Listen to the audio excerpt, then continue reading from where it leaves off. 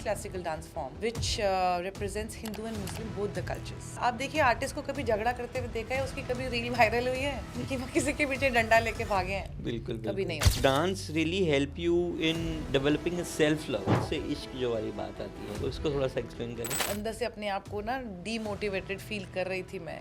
हम कहते हैं ना ज़्यादा हंसना मत, नहीं तो शायद रोना पड़ेगा। तो हंसते हंसते रोना, और ये रोना जरूरी नहीं दुख में ही हो। आप देखिए मीराबाई, वो कृष्ण जी की मूर्ति देखते ही रोने लगती है। बड़ा मिथ ये भी है कि कथक डांसर्स को बेबी प्लान नहीं करना चाहिए क्योंकि उनकी बॉडी डिफॉर्म हो जाती है, बॉडी इफेक्ट हो जाती है। So what is your take on it? In this world of uncertainty, this somewhere war is happening, how dance और Kathak act like a healer? श्रृंगार, बस तो हर चीज़ में श्रृंगार है। हम स्माइल कर रहे हैं, मैं गहने पहन रही हूँ, रोज़ हम तैयार होते हैं, अपने आप को देखते हैं, स्माइल करते हैं, टीका लगाया, घूंघट लिया, या फिर कृष्ण। नमस्कार दोस्तों, स्वागत है आपका लाइन टॉक्स में, जहां हम बात करते हैं उन आर्टिस्ट की जो पैशन और प्रोफेशन को फॉलो करते हुए एक अच्छे मुकाम तक पहुंच गए हैं। और आज उसी श्रृंखला में हमारे साथ हैं विधा लाल जी, जो कि बिस्मिल्लाह खान युवा पुरस्कार की सम्मानित अवॉर्डी हैं और दूरदर्शन की ए ग्रेड आर्टिस्ट हैं और वर्ल्ड रिकॉर्ड होल्डर हैं 103 spins in 1 minute, and we are so lucky to have her. Wow! So thank you so very much Vida ji, हमारे स्टूडियोज़ में आने के लिए और हमारे लिए वक्त निकालने के लिए। तो मेरा पहला सवाल आपसे है कि आपने 103 स्पिन किए जी। 1 मिनट में और एक Guinness book of world record में अपना नाम हासिल किया, तो आपके लिए वो कैसी फीलिंग थी? अगर आप उसको बताएं, how was your experience and how it led to that stage जब आप 103 स्पिन परफॉर्म कर पाए? मैंने काफ़ी बार सबसे ये बात शेयर भी की है, आज आपके पॉडकास्ट के माध्यम से भी कर रही हूँ कि ये बहुत ही मिक्स फीलिंग वाली जर्नी रही है मेरी। वाह! क्योंकि जब हम डांस सीखते हैं तो हमें नहीं पता होता कि ऐसा भी कुछ एक मुकाम है जहाँ पर आप पहुँच सकते हैं। जी गिनीज वर्ल्ड रिकॉर्ड भी बनाया जा सकता है, ऐसा तो कभी सोचा ही नहीं था। जी। और शुरू से मेरे चक्कर बहुत शार्प रहते थे। Right. छोटी थी तो मेरी गुरु माँ भी बोलती थी कि चलो एकदम धाई धुई चक्कर ले लो, अच्छे से खूब चक्कर Right. वाला टुकड़ा वो मेरे लिए स्पेशली बनाती थी, क्रिएट करती थी, Right, जिसमें right. मैं जैसे हमारे जो नॉर्मल होते हैं ना टुकड़े, जिसमें 1 2 ऐसे वाली कॉम्पोजिशंस भी होती हैं और किसी में 1 1 1 2 2 2, तो मुझे वैसे स्पिन्स वाले टुकड़े बड़े पसंद आते थे। Wow.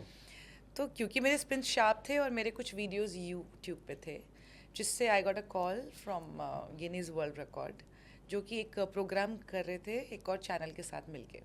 तब उन्होंने मुझे अप्रोच किया और उन्होंने कहा कि आपको ये ऐसा ऐसा वर्ल्ड रिकॉर्ड बनाने के लिए हम इनवाइट करना चाहते हैं, जिसमें आपको फेस ऑफ भी करना होगा किसी एक आर्टिस्ट के साथ। तो मैंने कहा कि जी ऐसा है, मैं पहले अपने गुरु से पूछूंगी और फिर ही हाँ या ना में जवाब दूंगी, क्योंकि मैं गुरु शिष्य परंपरा में अपना नृत्य सीख रही हूँ और जो भी नृत्य से रिलेटेड कुछ भी ऐसी चीज़ होगी तो मुझे अपनी परमिशन तो लेनी ही पड़ेगी। फिर मैंने गुरु माँ से पूछा जी। तो उन्होंने पूछा कि फाइंड आउट करो कि ये जेन्युइन है कि नहीं है, पहले वो सारा प्रोसेस किया। उनसे मैंने बहुत सारे सवाल करे। आई थिंक मैं ही शायद एक ऐसी आर्टिस्ट रही होंगी जिसने बहुत सवाल करे। Right right. बिकॉज मैं दिल्ली में रहती हूँ और ये सब होना था मुंबई में, so I didn't know anybody at that time. Right. तो सब कुछ जानने के बाद मैंने सब कुछ अपनी गुरु माँ को बताया, अपने पेरेंट्स को भी बताया of course at the same time. तो दोनों की तरफ से बहुत ही पॉजिटिव रिस्पांस था और मैं गई वहाँ पर और बस जैसे हम डांस करते हैं एक मंच पे जाते हैं, बिल्कुल वैसे ही बटरफ्लाइज पेट में हो रही थी, डर लग रहा था क्योंकि मेरे साथ जिनको फेस ऑफ करना था वो ऑलरेडी मेरे से पहले अटेम्प्ट कर चुकी थी। और हमें कहीं दूर बिठाया गया था कि जहाँ हम ना देख सकेंगे उन्होंने कितने चक्कर लिए हैं। तो गुदगुदी सी भी हो रही थी, डर लग रहा था कि पता नहीं कितने लिए होंगे इन्होंने चक्कर। बस उसके बाद मंच पर गई और जैसे उन्होंने बोला 3 2 1 गो, बस वो गो सुन के तो मुझे लगा बस अब रुकना नहीं है, अब शुरू हो जाओ। लेकिन उस दिन मुझे पता चला कि 1 मिनट कितना लंबा होता है। हम ऐसे ही कह देते हैं बातों बातों में ना किसी से 1 मिनट में आ रही हूँ, 5 मिनट में आ रही हूँ, पर उसको कोई फॉलो नहीं करता। That day I realized how long 1 minute can be. Wow. And I was feeling tired because मैं काफ़ी ना बीमार रही थी उससे पहले। बट जैसे ही ख़त्म हुआ 1 मिनट और मुझे लगा कि पता नहीं मैंने कैसा परफॉर्म किया, और अंदर से अपने आप को ना डीमोटिवेटेड फील कर रही थी मैं कि शायद मैं नहीं बना पाऊँगी, शायद मेरा नहीं हुआ है। और उन्होंने जब अनाउंसमेंट किया तो भी मेरे नंबर पहले बता दिए, तो मैंने कहा बस गई विदा, तुम्हारा तो हुआ ही नहीं है। I started crying from inside. Right. पर जब उन्होंने बोला कि you have made the Guinness world record, oh my God, I started crying. खुशी के आंसू थे। और बहुत शुक्रिया अदा किया ऑफ कोर्स ऑल माइटी का, मेरे गुरुजी का, मेरे पेरेंट्स का। तो बहुत एक्साइटेड थे और मुझे नहीं पता था कि ये फीलिंग, मतलब मैं इसको कैसे एंजॉय करूं, कैसे शेयर करूं, क्या बताऊं लोगों को कि मैंने क्या हासिल किया है। राइट। नहीं बिल्कुल, it's I think it's a big achievement for Kathak, and not only for Kathak, for India as well. I think it's a big Absolutely. Achievement. और I think classical art form में भी ऐसा इस तरीके का रिकॉर्ड इससे पहले कभी बनाया नहीं गया था। वाओ। तो I think it was a very big inspiration for many youngsters to come up and do such, break such records. Very true, inspiration for many Yes, young. yes. So आपकी body में कैसा sensation हो रहा था, हम वो भी जानना चाहते हैं। Was you know is a state of dizziness, या आप एक मेडिटेशन स्टेट में पहुंच गए थे? How you were experiencing it, तो वो कैसा स्टेट था? एक्चुअली कहते हैं कि जब आप कोई भी शास्त्रीय संगीत, नृत्य या वाद्य से जुड़ते हैं, तो जब आप उस पर्टिकुलर चीज़ को परफॉर्म करते हैं तो आप ट्रांस में चले जाते हैं। तो वो हमारी मेडिटेटिव स्टेट ही होती है, जिसमें हम भूल जाते हैं कि मैं कौन हूँ, मैं लड़का हूँ, लड़की हूँ, मेरा नाम क्या है, मेरे घर वाले कौन हैं। You just forget everything. जैसे मतलब ईजी करने के लिए बताती हूँ कि महाभारत में जिस प्रकार अर्जुन को मछली की एक आंख दिखाई देती थी और कुछ नहीं दिखा था वो एम साधने के लिए, हम आर्टिस्ट का भी वही वैसा ही माइंडसेट होता है जब हम मंच पर होते हैं, कि हमें कुछ दिखाई नहीं देता, कुछ सुनाई नहीं देता, अपना लक्ष्य ही दिखता है बस, उसके अलावा कुछ नहीं। तो मैं अंदर से तो, क्योंकि मुझे पता था कि ये मुझे साधना है, यही मेरा लक्ष्य है, यही मुझे जाना है। और क्योंकि मैं काउंट भी नहीं कर सकती खुद से, क्योंकि if I start counting then I lose my momentum, so I had to keep myself calm. तो अंदर शांति थी और शायद बाहर बहुत सारी उथल पुथल रही होगी। बिल्कुल। वो कंपोजिशन याद है आपको? क्योंकि वो कंपोजिशन और वो जो आप जिस पे आपने परफॉर्म किया था, या कुछ ऐसा बोल जो आपके लिए यादगार है, जो आप भुलाए नहीं भूलते, कुछ नहीं, ऐसा अगर याद है तो कुछ सुनाएं। गिनीज वर्ल्ड रिकॉर्ड के टाइम पे तो कोई कॉम्पोजिशन नहीं थी, बस वो Right. स्टार्ट बोलते हमें चक्कर लेने थे। राइट। और उसमें उनका ये एक क्राइटेरिया था कि चक्कर पूरा घूम के जब तक वापस नहीं आएंगे तब तक वो आपका एक चक्कर काउंट नहीं होगा। राइट। एक ही जगह पर लेना है, ऐसा भी नहीं आप गोल गोल गोल गोल गोल गोल घूम के जाएं। जी। तो ये उनका क्राइटेरिया था, तो वहाँ तो कोई कॉम्पोजिशन एज सच मैंने परफॉर्म नहीं की थी। राइट। जी आप एक परफॉर्मर भी हैं और आप एक टीचर भी हैं। जी। दोनों रोल में से ज़्यादा चैलेंजिंग रोल कौन सा है, ये बताइए। ये तो आप पूछ रहे हैं कि दोनों उंगलियों में से कौन सी फेवरेट उंगली है। एग्जैक्टली, बिकॉज आप, क्योंकि हर एक परफॉर्मर चाहता है कि वो अच्छा टीचर बने, बट वो अच्छा टीचर नहीं बन पाता। हर एक टीचर चाहता है कि वो अच्छा परफॉर्मर बने, बट वो अच्छा परफॉर्मर नहीं बन सकता। They might be a good teacher, but when it comes to performing वो उतने अच्छे नहीं कर पाते। बट आपने दोनों ही मकाम को साधा है अपनी साधना से, तो इसके बारे में थोड़ा सा बताएं। आपने बिल्कुल सही कहा कि ज़रूरी नहीं है एक अच्छा परफॉर्मर अच्छा टीचर भी हो, और एक अच्छा टीचर अच्छा परफॉर्मर बन सके। ये दोनों अलग अलग सब्जेक्ट्स हैं, और ये दोनों को साधने के लिए बहुत कड़ी मेहनत और बहुत सालों की तपस्या लगती है। क्योंकि जब हम सीखते हैं तो हमारा लक्ष्य होता है कि हमें मंच पर जाना है, अपनी इस कला को सबके सामने दिखाना है, तो वो वाव फैक्टर लाने के लिए आप उस पर वर्क करते हैं। पर जब आप सिखाते हैं तो आपको उस ग्राउंड लेवल पर जाकर सिखाना पड़ता है कि मुझे ज़ीरो से एक एक चीज़ सिखानी है, क्योंकि उसको कुछ नहीं आता है। राइट। तो वो लेवल पे गिरना, वहाँ मतलब मैं इसको गिरना तो नहीं कहूँगी, बट उस लेवल तक जाना, जैसे स्पेशली छोटे बच्चे हैं, ग्राउंड छोटे फ्लोर से बच्चे, टॉप फ्लोर तक जी, जाना, टॉप तो से हम तो ग्राउंड। ऑलरेडी टॉप पर हैं। अब अपने आप को ग्राउंड फ्लोर पे लाने के लिए आपको हर चीज़ उनके हिसाब से सोचनी पड़ती है कि उनके क्या क्या सवाल होंगे। जब मुझे पढ़ाते वक्त या सिखाते वक्त मुझे उनके चेहरों से पता लग जाता है इनको समझ में नहीं आया या इनको समझ में आ गया। राइट। तो जब तक उन्हें समझ नहीं आता तब तक मैं प्रयास करती रहती हूँ, मैं उनको सिखाती रहती हूँ, और उनसे ये भी कहती हूँ कि बेटा जब तक समझ नहीं आएगा तब तक सिखाऊंगी, और जिस वक्त आपने कह दिया मुझे आ गया, उसके बाद अगर गलती करोगे तो मेरे से डांट पड़ेगी। क्योंकि मैं 1000 बार सिखा सकती हूँ। बिल्कुल। पेशेंस, जो टीचर है ना उसमें पेशेंस बहुत ज़्यादा ज़रूरी है, और टीचर भी हर वक्त सीखते हैं, हम बच्चों से भी सीखते हैं, क्योंकि मैं उनसे ही सीखती हूँ कि मुझे कैसे सिखाना है। राइट। वो बच्चों को क्या चीज़ नहीं समझ में आ रही तो मैं इसको और कैसे ईजी बनाऊँ कि मैं एक बार कहूँ वो चीज़ और बच्चे को समझ में आ जाए। तो वो ग्राउंड लेवल पर जाके उनके साथ थोड़ा हंसी मजाक करके फिर उनको सिखा के, ताकि उनके मेरे बीच का जो एक दीवार है ना एक टीचर की, जिसमें बच्चे डर जाते हैं, जी डर खत्म होना चाहिए। ऑफ कोर्स रिस्पेक्ट नहीं, respect should be there, but डर नहीं होना चाहिए। बच्चा सब्जेक्ट से प्यार करेगा तो डेफिनेटली उसमें महारत हासिल कर ही लेगा। Absolutely absolutely. मेरा यही सवाल था, आपने डर के बारे में बोला। आजकल के बच्चे बहुत प्रेशराइज हो जाते हैं, मतलब छोटी सी स्टेज है पेरेंट्स भी देनी है उनको, इतना प्रेशर आ जाता है। And you been traveling for since long, Many years. I think for 2 decades you've been traveling. And what not, you have been traveling to the world all around, to Europe and to other countries. So any 2-3 tips that you really wanted to give to a young professional who is into the dance and want to make their career in this, तो क्या pressure को कम करने की tips, 2-3 tips ऐसी आपसे? आजकल तो chat GPT है सबको टिप्स देने के लिए, कोई गुरुओं से टिप्स लेना ही नहीं चाहता। आजकल के बच्चे बहुत स्मार्ट हैं, टू बी वेरी ऑनेस्ट। जब हम छोटे थे हमारे पास सोशल मीडिया एक्सपोजर नहीं था, हमारे पास इतना इजी एक्सेस टू एनीथिंग नहीं था। We didn't have Google, we didn't have access to wifi connections, कुछ भी नहीं था। लेकिन हाँ, हमारे एक्सपीरियंसेस ऐसे हैं जो ये बच्चे लैक करते हैं, और हम अपने एक्सपीरियंसेस से उनको बता सकते हैं कि कोई भी फियर ओवरकम करने से पहले आपको अपने सब्जेक्ट पे बहुत मजबूती से पकड़ होना ज़रूरी है जी। क्योंकि अगर आपका सब्जेक्ट पे बहुत अच्छी मजबूती से पकड़ है तो कोई हरा नहीं सकता। बिल्कुल, कोई भी नहीं बिल्कुल। वो चाहे मंच कैसा भी हो। जी। दूसरा ये कि one has to be very grounded and humble, क्योंकि अगर हम विदेशों में जाते हैं उनको हमारा आर्ट फॉर्म बहुत ज़्यादा पसंद है, पर अगर वहाँ जाके हम ये कहें कि हम तो अपने देश में बहुत महान हैं, चलिए यहाँ पे भी टैंट्रम्स थोड़ा दिखाएंगे, तो फिर फिर कहानी जो है वो उल्टी हो जाती है। राइट। तो हर चीज़ को बहुत सहज तरीके से भगवान का शुक्रिया अदा करते हुए आगे बढ़ना चाहिए कि हमें इस मुकाम तक पहुंचाया है, और अपने गुरु से टाइम पर गाइडेंस लेती रहनी चाहिए, क्योंकि गुरु के बिना कुछ भी नहीं है। और हम आज भी वो एरा जहाँ पर गुरुकुल हुआ करते थे, गुरु शिष्य परंपरा हुआ करती थी, उस एरा को हम आज भी जी रहे हैं हर पल। और वो बच्चे बहुत खुश नसीब हैं जिनके गुरु उनके साथ हैं। तो गुरु की गाइडेंस हर वक्त अगर आपको मिल रही है तो आपसे बड़ा ब्लेस तो कोई है ही नहीं। बिल्कुल बिल्कुल, that's so wonderful. And I am really believing that कि जो आपसे सीख रहे हैं स्टूडेंट्स, वो भी इतने सौभाग्यशाली हैं कि आप जैसा उनको गुरु मिला।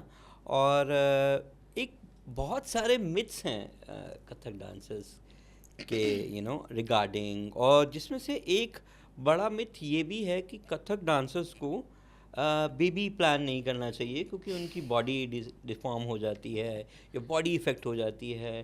सो what is your take on it? नहीं, आई डोंट थिंक ये मिथ खुद से क्रिएटेड है, क्योंकि सब लोग बॉलीवुड को बहुत नज़दीकी से फॉलो कर रहे, तो शायद इस तरीके से भी फॉलो करोगे। बट इवन बॉलीवुड में भी सारे actresses now they are becoming mother, young mother. तो ये सोच बहुत ही ज़्यादा ख़राब है कि बॉडी ख़राब हो जाती है, बल्कि एक वुमनहुड जो आप एक्सपीरियंस करते हैं और उसकी वजह से आपके एक्सप्रेशंस में जो गहराई आती है वो उससे पहले आ ही नहीं सकती। राइट।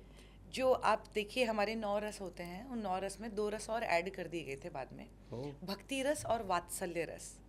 तो वात्सल्य रस तो आएगा ही नहीं आपके चेहरे से जब तक आपने वो खुद एक्सपीरियंस नहीं किया है।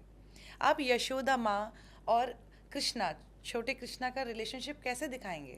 जी बिल्कुल, वो दिखाना कितना मुश्किल है, क्योंकि जब आपने खुद फील नहीं किया। और दूसरी बात ये है कि बॉडी वाइज मुझे लगता है आपकी बॉडी और स्ट्रांग होती है। It becomes even more stronger because आपके अंदर वो और एक चैलेंज होता है कि अरे मुझे वापस से अपनी उस पुरानी शेप में आना है, मुझे और मेहनत करनी है, और डेडिकेटेड होना है, अब और अच्छा खाना है, तो उसके बाद तो और ज़्यादा स्ट्रांग हो जाती है बॉडी।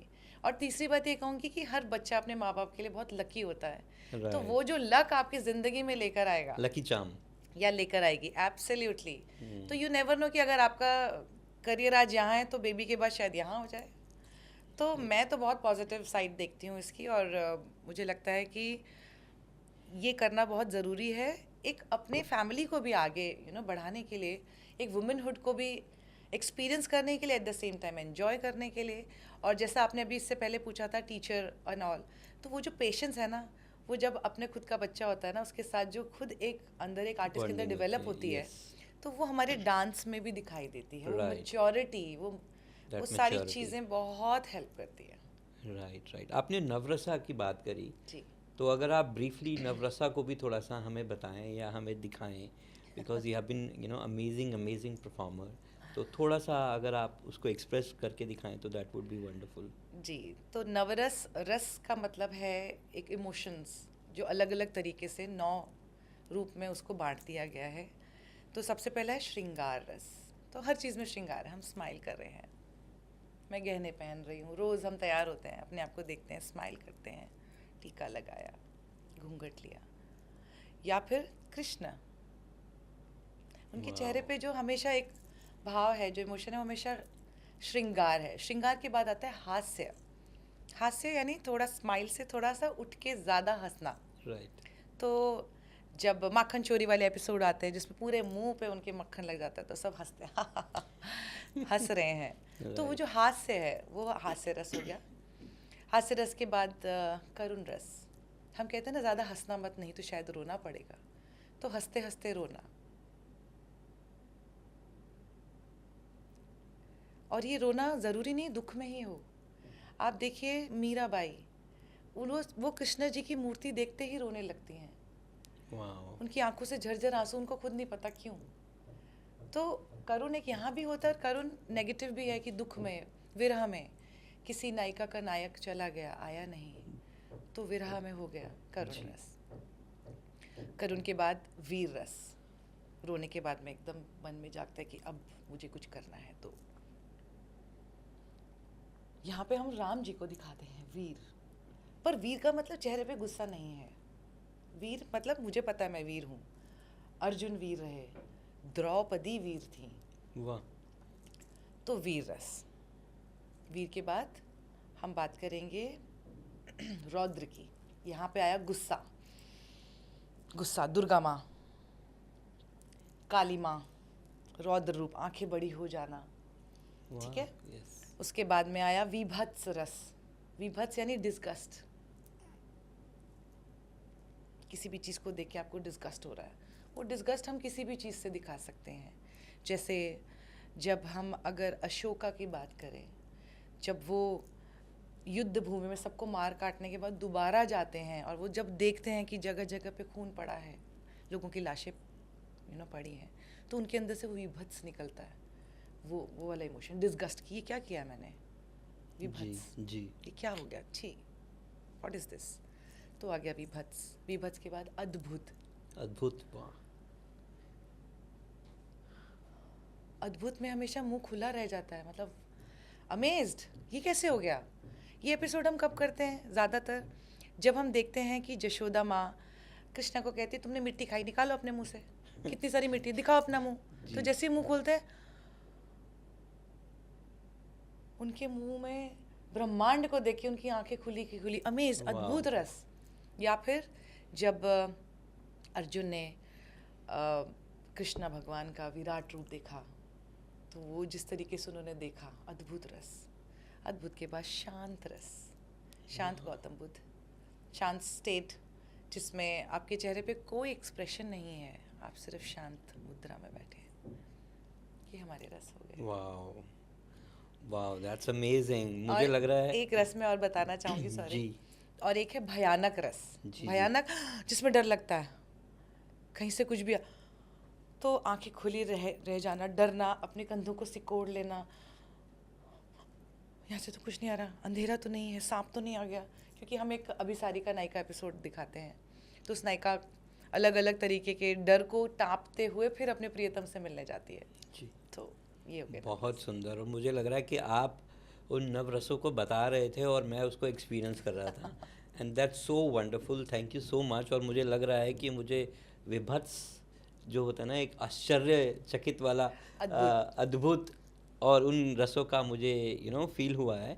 एंड आपने एक शांति वाला रस भी आपने बताया, और मेरा नेक्स्ट सवाल उस पे ही है, क्योंकि इन दिस वर्ल्ड ऑफ अनसर्टेनिटी, जैसे somewhere war is happening, somewhere something is happening, and too many negative connotations are happening, how dance or Kathak act like a healer? And we all need that healer, we all need that positivity. And so far in that struggle we are running from here to there, यहाँ जा रहे हैं, कभी वहाँ जा रहे हैं, कभी ये कर रहे हैं, कभी वो कर रहे हैं, बट शांति नहीं है, हीलिंग नहीं है. और जैसा हमारा ये अलाइन टॉक्स का सेशन भी है जिसमें हम हीलर्स और प्रैक्टिशनर्स के साथ बात करते हैं, सो आपके हिसाब से आर्ट और डांस और कथक कैसे एक हीलिंग के रूप में हेल्प करता है एक आदमी को रेजुविनेट करने के लिए, या एक पुनः अपनी एनर्जी को वापस लाने के लिए? जैसा मैंने पहले भी कहा था कि हम जब डांस करते हैं तो हम एक स्टेट ऑफ ट्रांस में होते हैं जी. तो वो मेडिटेटिव स्टेट ही होती है हमारी. तो उस मेडिटेशन के टाइम पे हम जो भी नया क्रिएट कर रहे हैं या जो क्रिएट हो चुका है उसको जब हम साध रहे हैं तो अपने आप वो हमें हील कर रहा है, बिकॉज वो हमें हमारी सारी पेन से दूर लेके जा रहा है. अगर मुझे कोई ट्रॉमा है और उसके बाद में अगर मैं डांस स्टेट में धीरे धीरे जा रही हूँ तो मैं वो भूलती जा रही हूँ और मेरा इधर की तरफ रुझान है कि हाँ ये तिहाई मुझे कैसे करनी है, ये सम पे कैसे आएगी, या इसको मुझे गिनती की तिहाई में अगर बदलना है. तो सारा जो फोकस है वो एक तो वहाँ पे बदल गया. दूसरा, हर वक्त हम माइथोलॉजिकल चीज़ों से जुड़े रहते हैं, चाहे वो भगवान से रिलेटेड चीज़ें हो, चाहे वो सूफी अंदाज हो, क्योंकि Kathak is the only classical dance form which represents Hindu and Muslim both the cultures. Wow. Kathak is the only classical dance form. That's so wonderful. Right. Wow. तो कथक में हम जहाँ पर एक तरफ मीरा के भजन को भी सूफी की तरह दिखाते हैं, वहाँ हम रूमी की भी लिखी हुई पोइट्री को लेते हैं जिसको हम सूफी अंदाज में दिखाते हैं. तो ये सारी चीज़ें जब हम करते हैं प्रैक्टिस, तो अपने आप इंसान उस स्टेट में चला गया. अपने आप कनेक्शन हो गया आत्मा से परमात्मा का. हम जिस तरीके से हम घूमते हैं, चक्कर लेते हैं, आप सोचिए सूफ़ी दरवेश डांसिंग में भी चक्कर लिए जाते हैं क्योंकि वो एक लॉ की तरह बनता है. आप घूमते जाएंगे और आपको बस कुछ नहीं दिखता है, एक ट्रांस में आप लोग चले जाते हैं या हम लोग चले जाते हैं. तो डेफिनेटली वो बहुत हील करता है. इनफैक्ट मेरे पास कितने ऐसे स्टूडेंट्स आते हैं जो बहुत ट्रॉमेटाइज्ड होते हैं, कुछ लाइफ में प्रॉब्लम्स हुई होती हैं, वो आते इसलिए हील होने के लिए. वाओ. और धीरे करते करते फिर वो मुझे कहते हैं कि दीदी आपको नहीं पता आपने कितना कुछ चेंज कर दिया. तो मैं कहती हूँ मैंने नहीं किया, ये डांस ने किया है. I am just the medium. क्योंकि डांस इतना कुछ अंदर बदल देता है. डांस जब हम डांस सीख रहे हैं या हम कोई भी शास्त्रीय आर्ट फॉर्म से जुड़ते हैं तो हम अंदर से शांत होते हैं, हम फोकस भी हो जाते हैं. हमें लगता है लड़ाई झगड़ा, आप देखिए आर्टिस्ट को कभी झगड़ा करते हुए देखा है, उसकी कभी रील वायरल हुई है कि वो किसी के पीछे डंडा लेके भागे हैं? बिल्कुल कभी नहीं होता. तो बल्कि मुझे लगता है देश में, पूरे वर्ल्ड में अगर लोग इंडियन क्लासिकल आर्ट फॉर्म सीखना शुरू करें तो शायद कभी ये लड़ाई हो ही ना. क्योंकि वो आपको इतना ग्राउंडेड करता है, आपको अंदर डीप अपने बारे में सोचने पे इतना मजबूर कर देता है कि आपको बाहरी दुनिया से वो मतलब ही नहीं रहता. कि अगर कोई कुछ करता भी है तो you are very easy to ignore. चलो यार, अगर उसकी खुशी कर रहे हैं तो मुझे कोई मतलब नहीं. तो कभी आप आर्टिस्ट को नहीं देखेंगे कि वो लड़ाई झगड़ा कर रहे हैं. वो इसी में बिजी हैं. वाह क्या राग है, क्या सुर लगाया है, वाह क्या तिहाई है, कितना सुंदर मूवमेंट है, कितनी ब्यूटीफुल कोरियोग्राफी, कितना सुंदर मेरा कॉस्ट्यूम है. हम उसी दुनिया में रहते हैं. वो हमने एक सर्कल बनाया है जो कि बहुत ही प्रोटेक्टिव सर्कल है. सो डेफिनेटली ऐसे प्रोटेक्टिव सर्कल में रहेंगे तो हील तो होंगे हर पल.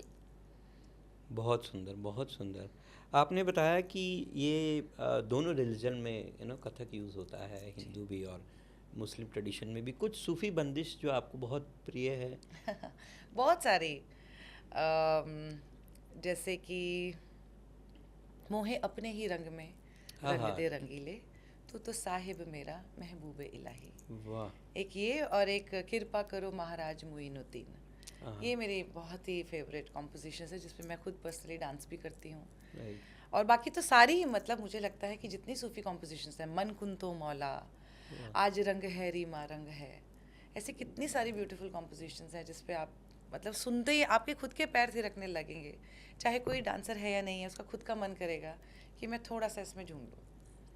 जी बिल्कुल. कथक डांस जो है वो वर्ड्स के बिना भी एक कहानी लेके आता है. तो जैसा आपने बताया मन कुंतो मौला, तो इसको भी आप एक्सप्रेस कर सकते हैं अपने डांस के थ्रू. तो क्या आप दिखा सकते हैं कि कैसे एक्सप्रेस करते हैं थोड़ा सा, जैसे आपने नवरसा को बताया और इसको मैं अभी बैठ के नहीं कर सकती बिकॉज ये मैं एक वर्ड को, शब्द को नहीं, मैं उसकी फीलिंग को एक्सप्रेस फीलिंग्स को, करती हूँ। वाओ, यस, क्योंकि हम शाब्दिक अभिनय से ज़्यादा जब हम सूफी करते हैं तो हम आंगिक अभिनय, सात्विक अभिनय, राइट, हम इस तरफ जाते हैं। तो उसको जब तक हम इलेबोरेट नहीं करते हैं, मन कुंतो मौला में मुझे ये भी दिखाना पड़ता है काबा किस तरफ है, मुझे कहाँ झुकना है, बिकॉज उसमें रिसर्च वर्क भी होता है। राइट, ऐसा नहीं है कि मैं वे कुछ भी जी, कर परफॉर्म दें, करना यस, शुरू कर दूँ। यस, उसमें मुझे कहाँ झुकना है, मुझे क्यों बताना है कि जी, मन कुंतो मौला। तो वो सारी चीज़ें वीव करते करते करते फिर एक पॉइंट पे आके आप जो देखने वाले उनको लगेगा हाँ ये मतलब है मन कुंतो मौला। वाओ, सिर्फ एक चीज़ से नहीं पता लगता है। Right, right. जी। अच्छा, आपने हमें बताया कि डांस एज अ हीलर, तो फ्रॉम हीलिंग से ही हम लोग सेल्फ लव पे आते हैं। आजकल लोग अपने आप को बहुत क्रिटिसाइज करते हैं, अपने आप को ही बहुत एक क्वेश्चंस में रखते हैं। तो how do you think dance really help you in developing a self love, खुद से इश्क जो वाली बात आती है, तो इसको थोड़ा सा एक्सप्लेन करें। एक्चुअली देखिए, जब हम डांस करते हैं तो वो मी टाइम, आजकल me time is very trending. तो पहली चीज़ तो मैं ये कहूँगी कि वो मी टाइम निकलता है लोगों के लिए, क्योंकि आप दिन भर जो भी आपके डेली जो भी एक्टिविटीज़ हैं उससे हट के आप एक ऐसा टाइम निकालते हैं जिसमें आप डांस करने जा रहे हैं। तो वो अपने आप में एक सेल्फ लव हो गया, क्योंकि आपने वो 1 घंटा, 1.5 घंटा, आधा घंटा जो भी आपने अपने लिए निकाला, तो उस 1 घंटे के लिए आप अपने आप को ड्रेसअप भी करते हैं, तैयार होते हैं। उसके लिए तैयारी अलग से होती है कि अगर मुझे डांस करना है कथक तो मैं अनारकली पहनूंगी, फिर उसके साथ मैचिंग ईयरिंग्स भी पहनूंगी, थोड़ी बिंदी भी लगा ली, बालों को बांधा तो रबर बैंड मैचिंग लगा लिया, थोड़ा परफ्यूम लगाया। उसके बाद अब रियाज के लिए जाएंगे तो घुंघरू पहन रही हूँ। वो सब सेल्फ लव ही तो है, वाओ, वो अलग से और कुछ नहीं है। वो जी, अलग से अगर किसी को लगता है कि मुझे सेल्फ लव मतलब आज मुझे स्पेशली कहीं जाके बैठना पड़ेगा, फिर मुझे मेडिटेट करना पड़ेगा, फिर मुझे उसके बाद पार्लर जाना है, फिर मुझे ये करना है, वो सब तो है ही। बट ये कितना आसानी से, सहज तरीके से आप अपने आप को प्यार कर रहे हैं, आप अपने आप को तैयार कर रहे हैं, आप अपने लिए समय निकाल रहे हैं, यही तो सेल्फ लव है। उसके बाद आप अपने आप को शीशे में देखते हैं, आप डांस करते हुए, हाँ मैं ऐसे सुंदर लग रही हूँ, ये वाला मूवमेंट ज़्यादा अच्छा लग, नहीं दूसरा मूवमेंट कर रहे हैं। तो ये चीज़ देखना भी तो सेल्फ लव है, because you are appreciating yourself every second.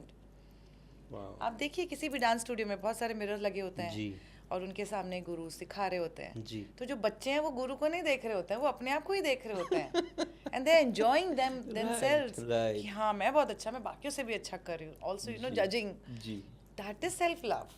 Absolutely And wonderful, yes, and every day if you are doing, or any dancer or any artist doing this every day, that means every day you have time for self love. So Yeah. you're blessed yes, that you're wonderful, actually following this routine. Wonderful, wonderful. एक अच्छे artist में ना एक चीज़ common होती है कि वो अपने इनर चाइल्ड को ना खोने नहीं देता। Right. और हमने सुना है कि आप बहुत अच्छे आर्टिस्ट तो आप हैं ही, बहुत अच्छी आप वॉइसेस भी इनैक्ट करते हैं। तो would you like to share कुछ ऐसी मूवमेंट्स या कुछ ऐसी वॉइसेस अगर आप हमें सुनाना चाहें, हमारे बचपन की यादें जिससे ताज़ा हो जाएं। Okay. तो मेरा गला बहुत ज़्यादा ख़राब है। मैं अभी वो वॉइसेस तो नहीं निकाल सकती, लेकिन हाँ आपने सही कहा कि इनर चाइल्ड तो रहता ही है। नॉट ओनली वॉइसेस निकालने के वे में, इवन जब मैं अपने छोटे बच्चों के साथ जब उनको डांस सिखाती हूँ, या मुझे लगता है कि घर में बड़ा शांति का माहौल है, तो मैं कोई ऐसा एक्ट तो ज़रूर करती हूँ जिससे सब एकदम से तो ये कहाँ से आवाज़ है, ये कौन बच्चा बोल रहा है या एक्ट कर रहा है। जी, जी, जी, तो वो तो ज़रूरी है, क्योंकि बच्चे जो है ना वो एक फ्रेशनेस जो है वो आपकी लाइफ में लाते हैं। तो वो feeling of being a kid और अ चाइल्ड अपने आप में आपको फ्रेश फील करा देती है कि मतलब मैं अभी आई एम सो सॉरी कि मेरा गला ख़राब है, तो मैं वो जो मैं आवाज़ें एक्चुअली निकालती थी वो मैं अभी नहीं निकाल सकती। बट अगर 5 साल के बच्चे को कथक समझाना होगा तो कैसे समझाएंगे कि कथक क्या है? नहीं मतलब मैं गुरु बन के तो सिखाऊंगी, बट बीच बीच में कहीं ना कहीं कुछ ऐसा निकलता है कि तो फिर ये कैसे होता है, या इस तरीके से कुछ बच्चे को मतलब उस तरीके से वहाँ पे जाकर यस, थोड़ा दैट्स सा सो उनके साथ तो वंडरफुल, दे स्टार्ट वाओ, कर लाफिंग कि अरे वाह। गुरुजी ऐसे भी बोलती हैं। तो वाओ, बीच में एक छोटा सा कुछ करके फिर सबका हंसी मजाक हो जाता है, फ्रेश हो जाता है, फिर वापस से बैक टू नहीं ठीक से करो अपनी तत्कार या फिर मूवमेंट। तो इनर चाइल्ड को हमेशा जगाते रहना चाहिए।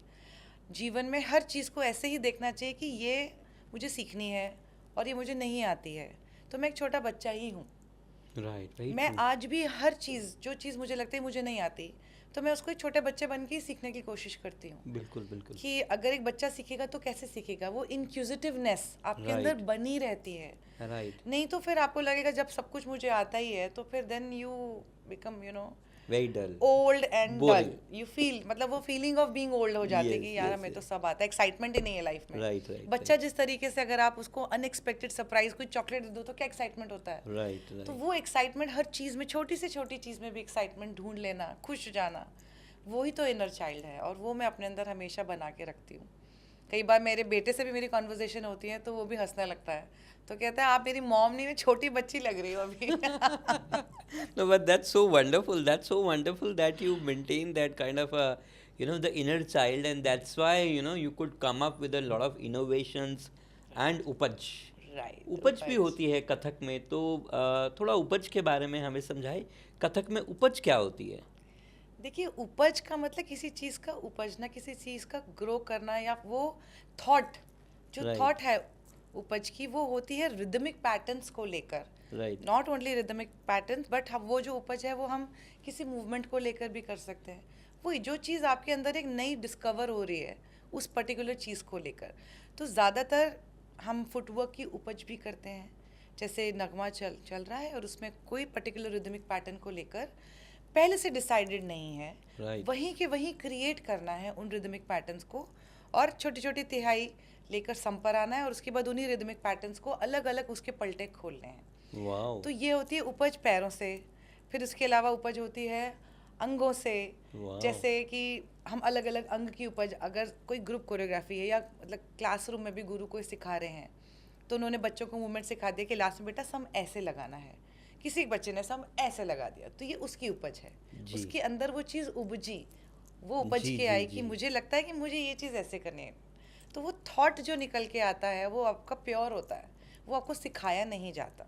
Right So that is something which we can just teach the process, but we cannot teach what is उपज। वो अपने आप करते करते ही किसी स्टूडेंट में, Blessed किसी होती आर्टिस्ट है वो। में, क्योंकि उसके लिए लय का पक्का होना ज़रूरी है, ताल का पक्का होना ज़रूरी है, सब्जेक्ट में पक्का होना ज़रूरी है।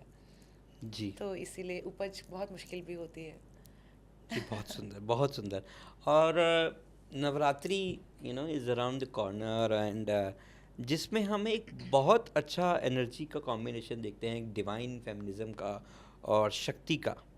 तो आपके लिए कथक और शक्ति का क्या कनेक्शन है? तो कथक मतलब डांस में तो शक्ति है ही, बिना शक्ति के तो कुछ हो ही नहीं सकता। जी अब देखिए हमारे दो ही तो डांसिंग गॉड हैं, Lord Krishna and Lord Shiva, और शिवा शक्ति के बिना पूरे ही नहीं है। वाह, तो बहुत सुंदर नटराज कहा जाता है उन्हें। बहुत सुंदर। तो इसीलिए नृत्य जो भी है वो शक्ति के बिना तो अधूरा है, सिर्फ कथक ही क्या, किसी भी नृत्य की अगर हम बात करें तो। जी और शक्ति हर तरीके से है। फीमेल शक्ति आप कह सकते हैं, नारी शक्ति भी है इसमें, एनर्जी वाली शक्ति भी है इसमें, हर तरीके से शक्ति है। पॉजिटिविटी की शक्ति है इसमें, एक बॉन्ड की शक्ति है इसमें, गुरु शिष्य परंपरा की शक्ति है, गुरु की ब्लेसिंग्स की शक्ति है वाह, इसमें, कुछ कर दिखाने की शक्ति है। बिल्कुल तो शक्ति के बिना तो कुछ हो ही नहीं सकता। और जहाँ तक रही माँ दुर्गा की बात और नवरात्रि की बात, तो मैंने एक कविता लिखा था वाह माँ दुर्गा पर, जी और मुझे ये चैलेंज अपने साथ ये रखना था कि ज़्यादातर हमने देखा है कि दुर्गा माँ के जो कविते हैं वो मिश्र जाति में होते हैं, धागे न धागे तिट, तागे न तागे तिट, क्योंकि वो अपने आप में ही आपको फील करता है कि हाँ वो बिल्कुल सिंह पे बैठकर सवार होकर आ रही हैं दुर्गा माँ, धागे न धागे तिट, तागे न तागे तिट। तो मुझे ये चैलेंज अपने आप के साथ करना था कि मुझे ये मिश्र जाति में नहीं बना के चतुश्र में बनाना है। जी तो वो चैलेंज मैंने एक्सेप्ट किया, खुद ही को चैलेंज किया और एक्सेप्ट भी किया। राइट और right then I came up with this कवित, जो मेरे बच्चे जो मेरे सीनियर स्टूडेंट्स हैं वो लोग डांस करते हैं और मैं सिखाती भी हूँ कई वर्कशॉप्स में भी वाह जाके। जी दा दिन दिन दा दिन दिन दा दिन तिंता दा दिन दिन दा, जय जय जय जय दुर्गे भवानी, ब्रह्मी मतंगी त्रिशूल धारिणी, शंख चक्र और गदा हस्त, रक्त वस्त्र शूल धारिणी, महिष मर्दिनी, शिव शक्ति वस्त्र धारिणी, तरण तारिणी, कीर्तक दिगण दिगण धागे दिगण जय भवानी भवानी, कीर्तक दिगण दिगण धागे दिगण जय भवानी भवानी, कीर्तक दिगण दिगण धागे दिगण जय भवानी भवानी। क्या बात है, बहुत सुंदर बहुत सुंदर बहुत सुंदर बहुत सुंदर। आई थिंक हमारी खुशनसीबी है कि आप कि मुख से हम ऐसी रचनाएं सुन पा रहे हैं अपने स्टूडियो में। We are so blessed. और मेरा आखिरी सवाल है कि एक आर्टिस्ट जो होता है वो एक एंटरप्रेन्योर भी होता है। बेसिकली वो सब काम खुद करता है, चाहे वो अपने शोज़ के बारे में डीलिंग करना, चाहे उसकी मार्केटिंग करना, उसकी प्रमोशन करना। सो आपके लिए एक ये कैसा चैलेंज देखते हैं आप इसको? और यंग आर्टिस्ट जो अभी बडिंग आर्टिस्ट हैं, इस करियर में आ रहे हैं, उनके लिए कुछ एक दो एडवाइस अगर आप देना चाहें। हाँ, तो ये एंटरप्रेन्योरशिप तो हमारे जब हम इस फील्ड में स्टेप करते हैं तो वो अपने आप ही आ जाती हैं स्किल्स, क्योंकि आज तक कोई ऐसा इंस्टीट्यूट नहीं बना जो किसी आर्टिस्ट को बताए कि आपको अपने आप को कैसे मार्केट करना है। जी। कोई भी नहीं है, टू बी वेरी ऑनेस्ट। और कोई ये भी नहीं बताता कि आपको कौन से फेस्टिवल्स में अप्लाई करना चाहिए। सिर्फ एक गुरु ही होता है जिसे हम सब कुछ मानते हैं। हमारे इंस्टीट्यूशन भी वही है, हमको गाइड करने वाले भी वही हैं, सब कुछ वही हैं। तो एक गुरु के ही सबकी नज़र टिकी रहती है कि भाई गुरु बताएंगे तभी कुछ होगा, जिसकी वजह से बहुत सारे आर्टिस्ट ऐसे हैं कि वहाँ तक नहीं पहुँच पाते हैं और बीच में गिव अप करते हैं, तो फिर वो दूसरी तरीके की जॉब्स करने लगते हैं जिससे उनके फाइनेंसेस थोड़े से बेटर हो जाएं। जी। तो लेकिन हाँ, हर आर्टिस्ट एक एंटरप्रेन्योर है अपने आप में, क्योंकि ऑर्गेनाइजर्स को ढूंढना, फेस्टिवल्स को ढूंढना, फिर उनसे बात करना, उनको ईमेल भेजना, अपना बजट डिसाइड करना, फिर अपने म्यूजिशियन से बात करना, उस परफॉर्मेंस के लिए क्या क्या आइटम्स डिसाइड होंगे उसको डिसाइड करना। जी। कौन आर्टिस्ट साथ में अकम्पनी करेंगे, डांसर्स की अगर मैं बात करूं तो क्या कॉस्ट्यूम होगा, कितनी देर का टाइम ड्यूरेशन होगा, उसमें मुझे कैसी लाइटिंग चाहिए, तो लाइट डिज़ाइनर से बात करना। जी। फिर सबके एयर टिकट्स या ट्रेन टिकट्स या जैसे भी आपको जाना है वो बुक करना। राइट। सबको टाइम पे एक एक चीज़ को सबको एक ग्रुप फॉर्म करना, व्हाट्सएप ग्रुप फॉर्म करके सबको सारे मैसेजेस भेजना, रिहर्सल्स प्लान करना। राइट। फिर वो प्रोग्राम करना, प्रोग्राम करके वापस आना, फिर सबकी पेमेंट्स ऑर्गेनाइज करना। ये सारी चीज़ें मल्टीटास्क जी होती हैं, एक आर्टिस्ट अकेले करता है। जी जी जी। तो अपने आप में वो एंटरप्रेन्योर तो है ही। उसके बाद वो अपना बिजनेस खड़ा करता है, अपना नाम करता है, जैसे तैसे इधर से। अभी तो मैंने कहा ना कि आज के समय के जो आर्टिस्ट हैं उनके लिए एक आर्टिस्ट बनना बहुत आसान है। जी जी। सोशल मीडिया उनको एक ब्लेसिंग है। बिल्कुल बिल्कुल। क्योंकि वो यंग भी हैं, वो जहाँ चाहें किसी भी जगह, किसी पार्क में भी जाके वीडियो शूट कर लेते हैं और घर में भी वीडियो शूट कर लेते हैं, या फिर अगर इतने सक्षम होते हैं तो एक अच्छी तरीके से किसी आर्टिस्ट को हायर करते हैं और वीडियो शूट करके सोशल मीडिया पे डालते हैं, वायरल हो जाते हैं उनके रील्स।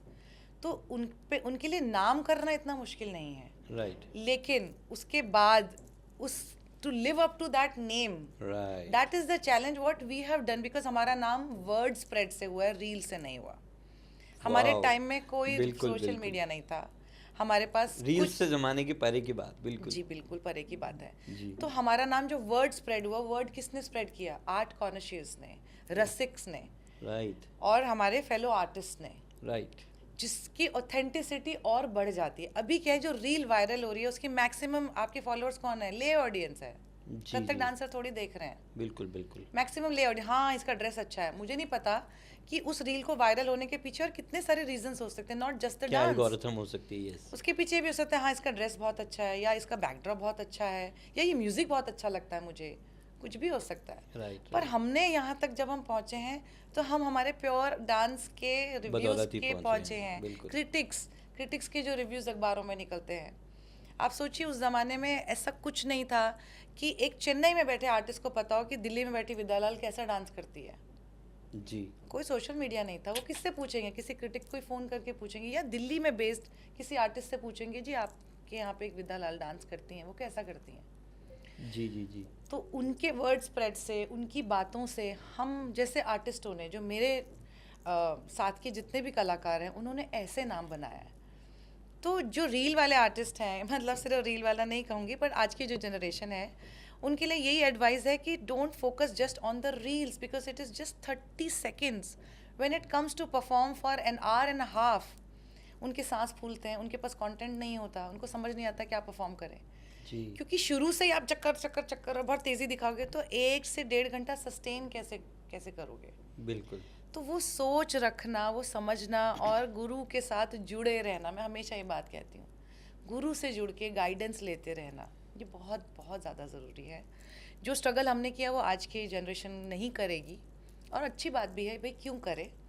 जी। लेकिन अगर आपके पास इतने सारी ब्लेसिंग्स हैं तो उसको साथ लेके उसको पॉजिटिविटी की तरफ एक अच्छी तरीके से उसको स्प्रेड करिए, ताकि और ज़्यादा से ज़्यादा लोग इस आर्ट फॉर्म को सीखें और इसका जो मेन एसेंस है वो ना खोए। बहुत सुंदर, बहुत सुंदर।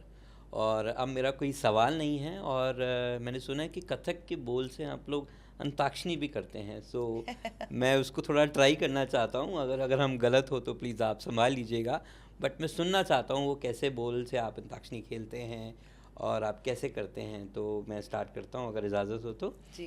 ता थई थई तत, ता थई थई तट। अच्छा, तत् पे छोड़ा आपने। तत पे जी। तत् तत् थई तिगदा दिगदी थई तिगदा दिगदी थई ता ता थई तत् तत् थई तिगदा दिगदी थई तिगदा दिगदी थई ता ता थई तत् तत् तत् तत् तत् तत् तत् तत् तिगदा दिगदी थई तिगदा दिगदी थई तिगदा दिगदी थई ता थई तिगदा दिगदी थई तिगदा दिगदी थई तिगदा दिगदी थई ता थई तिगदा दिगदी थई तिगदा दिगदी थई तिगदा दिगदी थई ता थई। वाह, अब आप बहुत थई से सुंदर। बोलिए। वो हम नेक्स्ट एपिसोड में तैयार करके आएंगे। जी। बट बहुत बहुत शुक्रिया। मेरा एक और आखिरी सवाल मेरे जहन में आ रहा है। आज आप काशा मीडिया स्टूडियो में आए हैं, जी। आपको कैसा फील हो रहा है? कुछ फीडबैक अगर आप हमें देना चाहें तो। सबसे पहले Karan ji, thank you so much for inviting me and having me here for this podcast.